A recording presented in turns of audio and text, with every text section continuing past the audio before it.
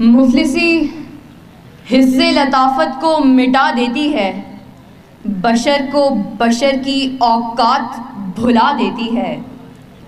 آؤ اس ماں کی زبانی بھی کوئی بات سنے، روز بچوں کو جو بھوکا ہی سلا دیتی ہے۔ اپنی عزت کے بھروسے تھی جو مضبوط کھڑی، آخر ایک روز وہ سر اپنا جھکا دیتی ہے۔ اس کے دامن پہ لگے داغ یہی کہتے ہیں، بھوک تہذیب کے آداب مٹا دیتی ہے۔ صدر علی وقار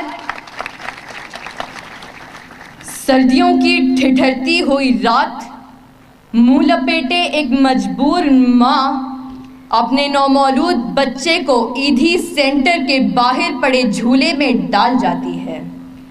اس سے پوچھا گیا، کیا تجھے تیری ممتا ستائے گی نہیں؟ اس بچے کی سسکیاں تجھے رلائیں گی نہیں؟ اس کی چیخیں تیرے کانوں سے ٹکرائیں گی نہیں؟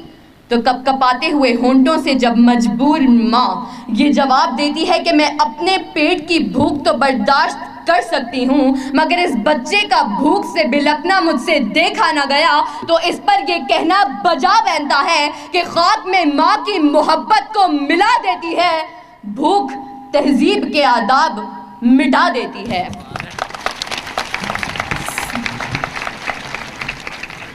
صدر علی وقار آج اس معزز اور باوقار ایوان میں قائد ایوان نے جو قرارداد پیش کی کہ ہم معاشی نہیں اخلاقی بدحالی کا شکار ہیں، میں اس کی بھرپور مخالفت کرتی ہوں، کیونکہ جس اخلاقی بدحالی کا رونا وہ رو کر گئے، وہ اخلاقیات تو خود معاشیات کی محتاج ہیں۔ قریب ہے کہ مفلسی تمہیں کفر تک لے جائے، اخلاقیات معاشیات کی محتاج ہیں۔ آئیے دلائل سے بات کرتے ہیں۔ روٹی کے چند ٹکڑوں اور قابل گزارا دودھ کی قلت سے تھر پارکر میں دم توڑنے والے مجبور بچوں کا اصل مسئلہ اخلاقیات نہیں معاشیات ہے۔ اسی شہر لاہور میں غربت سے تنگ آ کر بشرا نامی خاتون اپنے 2 معصوم بچوں کے ساتھ چلتی ہوئی ٹرین سے ٹکرا جائے تو اس کا اصل مسئلہ اخلاقیات نہیں معاشیات ہے۔ زرد چہرہ،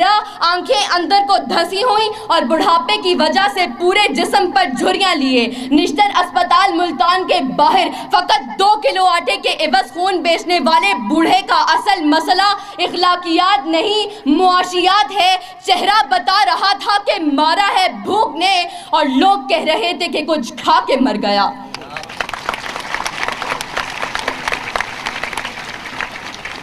صدر علی وقار تنگ دستی، بھوک اور ابتر معاشی حالات اعلیٰ اخلاقیات کی ضد ہیں۔ پہلے آپ تو تب ہوتا ہے کہ جب پیٹ کی بھوک اور غم روزگار نہ ہو۔ 2 جمع 2 4 روٹیوں کی بجائے 2 جمع 2 4 تو تب ہوتے ہیں کہ جب پیٹ کی بھوک اور غم روزگار نہ ہو۔ بیٹی کا 4 دیواری میں رہنا، خاندان کی عزت پر کٹ مرنا، یہ سب تو تب ہوتا ہے کہ جب پیٹ کی بھوک اور غم روزگار نہ ہو۔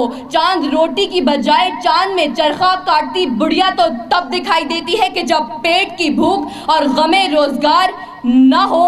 فاقوں نے تصویر بنا دی آنکھوں میں، گول جو بھی چیز ہو روٹی لگتی ہے۔ اور تو اور عبادت و ریاضت بھی تب ہوتی ہے کہ جب پیٹ کی بھوک اور غم روزگار نہ ہو۔ کون عاشق خدا کی ذات کا ہے، سارا چکر معاشیات کا ہے۔ صدر علی وقار آئیے زمینی حقائق کا جائزہ لیجئے۔ آج کشمیر میں مسلمانوں کو اپنے گھروں میں بند ہوئے 115 دن گزر گئے۔ ہم نے اخلاقیات کا مظاہرہ کرتے ہوئے اقوام متحدہ میں قراردادیں پیش کی تو اسلامی ممالک نے پاکستان کی حمایت کے بجائے ہندوستان کی حمایت کی۔ تو کیا اس کی اصل وجہ یہ ہے کہ ہم اخلاقی پستی کا شکار ہیں؟ نہیں صدر علی وقار، ہرگز نہیں، بلکہ اصل وجہ تو یہ ہے کہ ہم معاشی طور پر کمزور ہیں۔ اس کمزوری کا علاج بھارت کی عالمی معیشت ہے۔ ہمیں یہ بات تسلیم کرنی ہوگی کہ ہم اخلاقی نہیں بلکہ معاشی بدحالی کا شکار ہیں، کیونکہ یہ اخلاقیات تو خود معاشیات کی محتاج ہیں۔